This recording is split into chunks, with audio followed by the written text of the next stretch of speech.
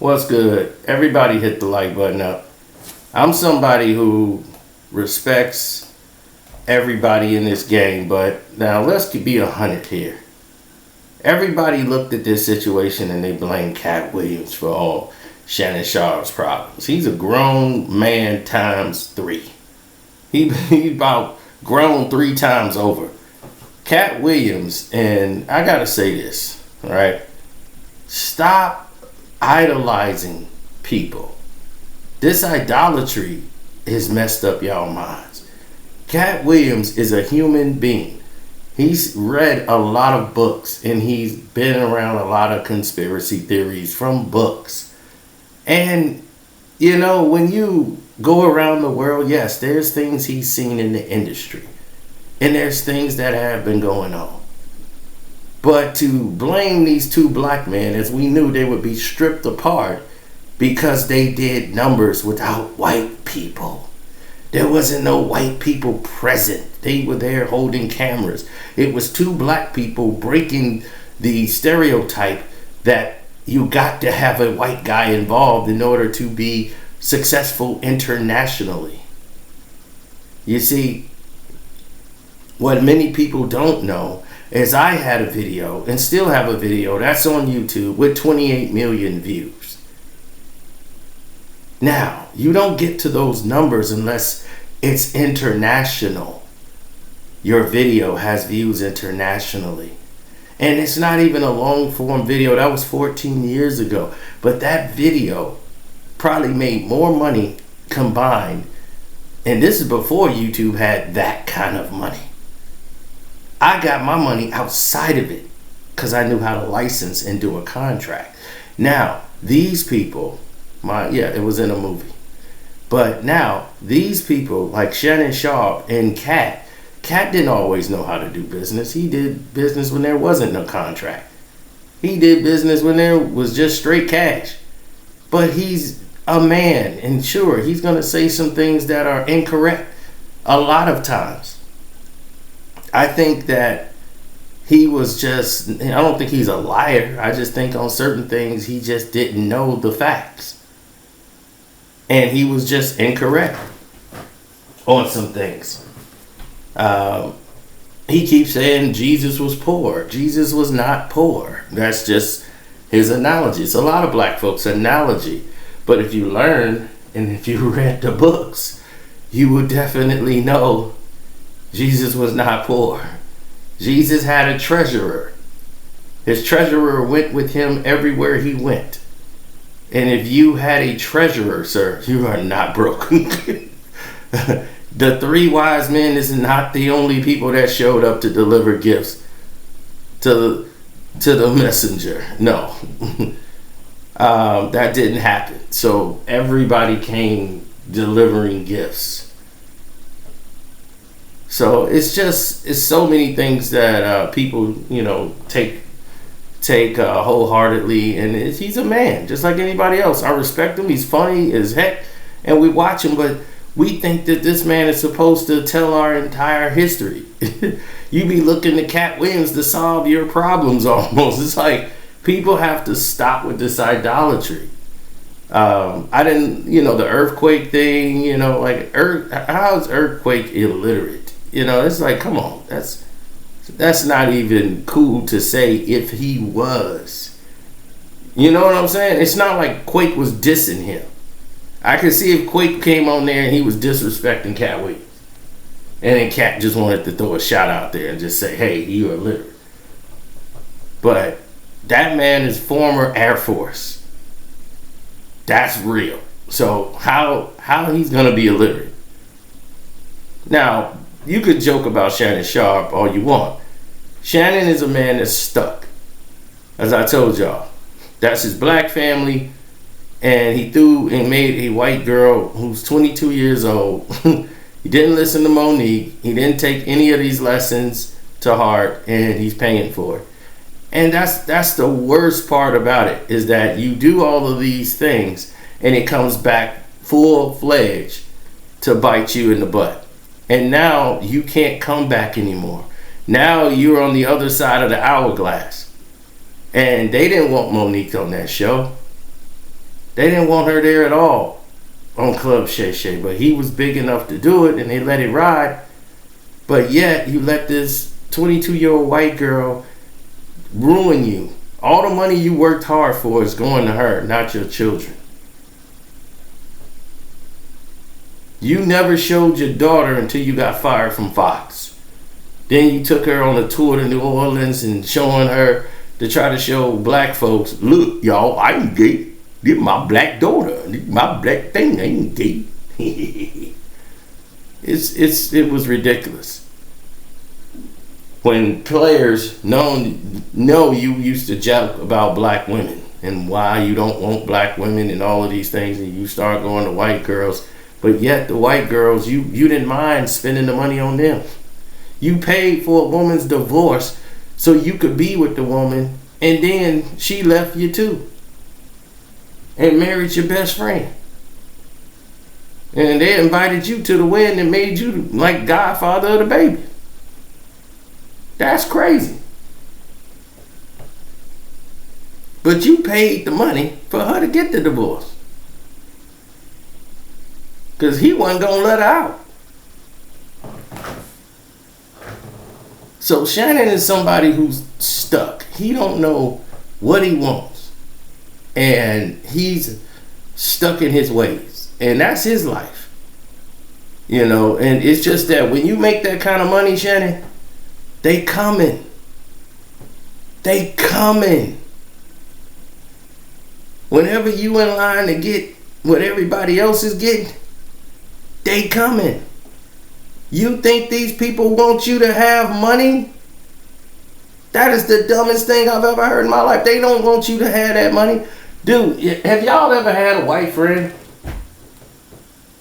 And you think that they're genuinely your friend? Some of them are, but a lot of them not. See, some of them are your friend as long as they're making more money than you. But they really despise you making money. They don't like it. That you got money and they don't. And they gotta work hard and they like, how does he have all this money and I don't? Why does that concern them? When they could have went and did the same things you did. They could have asked you for help. They didn't want to. And then you find out who really your friends and who really ain't. It's a long list of these people that they root for your downfall behind the closed doors, but smile in your face and throw an arm around you and be, hey, we your friends. And they could be white, black, Hispanic. But I tell you, they ain't gonna be there for you like you think when the chips are down. And this is what Shannon Sharpe is learning now. But he didn't already messed up because of his arrogance.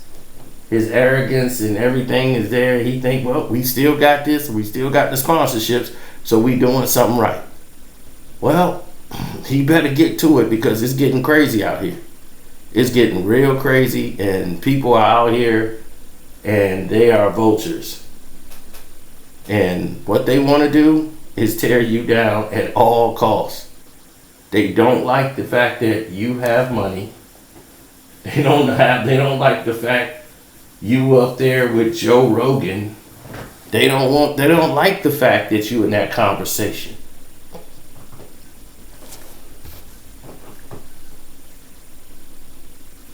They have to get the majority or the lion's share of that money. Now you bring some people of theirs in there and put them on there, be Club Shay Shay with Pat McAfee. Yeah. All right, Unc. Who we got today? You see? That's how it happens. It all goes down in smoke with a thunderous applause. Then all of a sudden your problems disappear. You see Pat McAfee problem disappear? Did Pat McAfee lose a sponsor? Did he lose ESPN when that woman sued him? No. Did ESPN tell Pat McAfee, no, we can't do business with you no more? Absolutely not. Absolutely not. It was, where do we sign?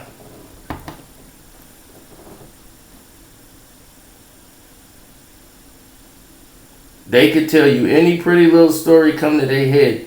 They just know at the end of that story, there's only one thing you need to know.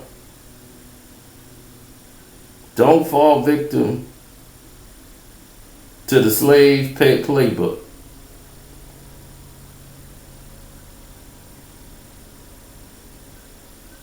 The money don't make you. You make you. There's people with $100 million deal right now living like a slave.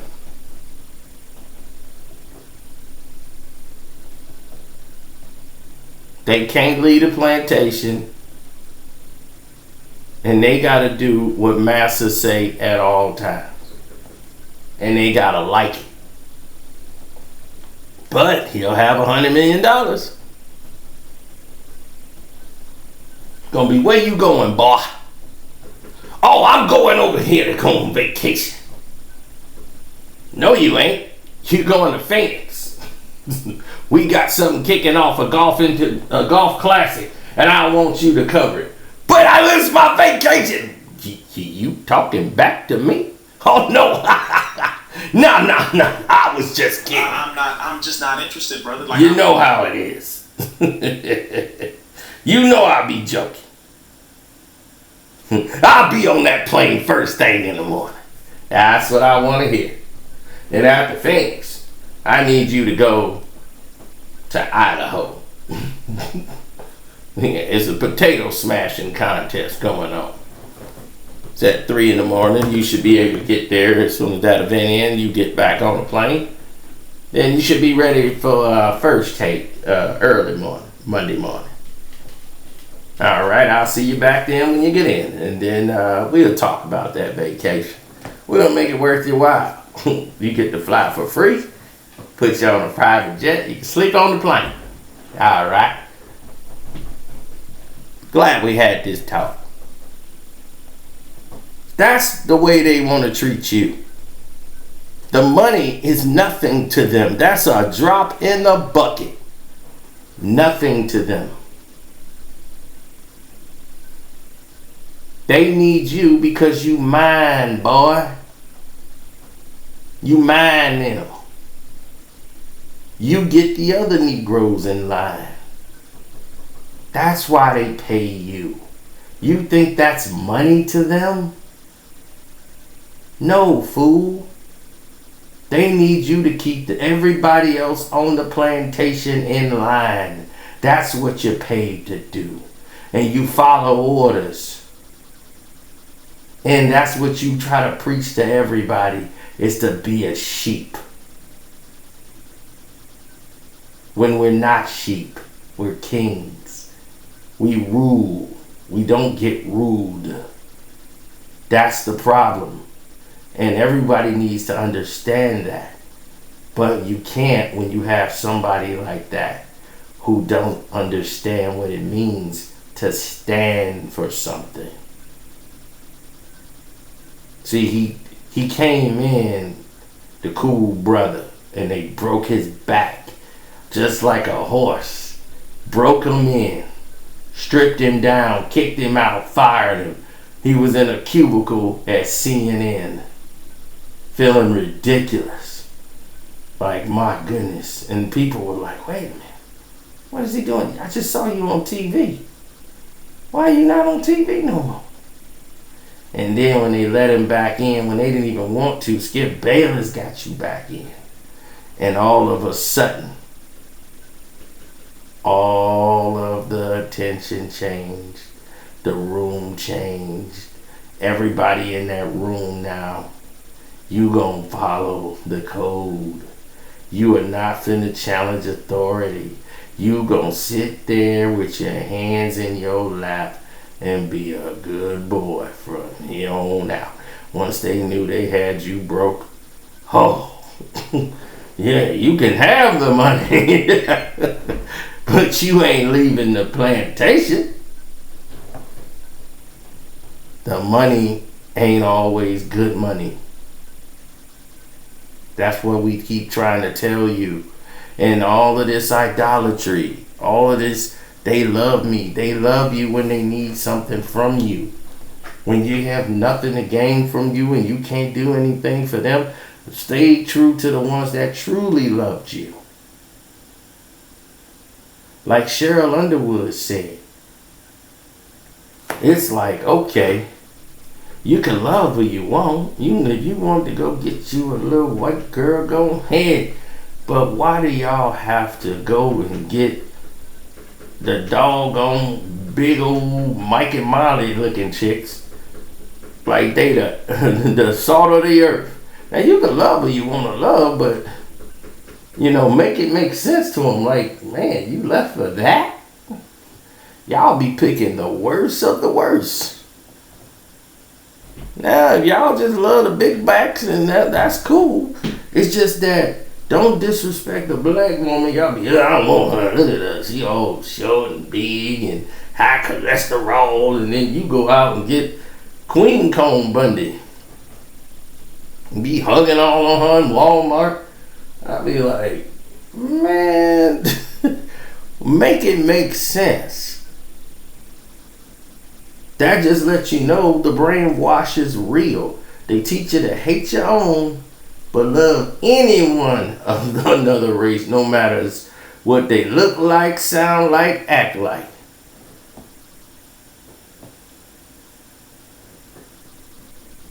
And that's the double truth. You can always love who you love. And like if you got one that's down for you, then that's cool. White girl down for you, white girl down for you. But you get a drama folk. And you get them drama folks, they just love to be in the midst of drama. They too hood. They in there and they gone crazy. It's like, make it make sense.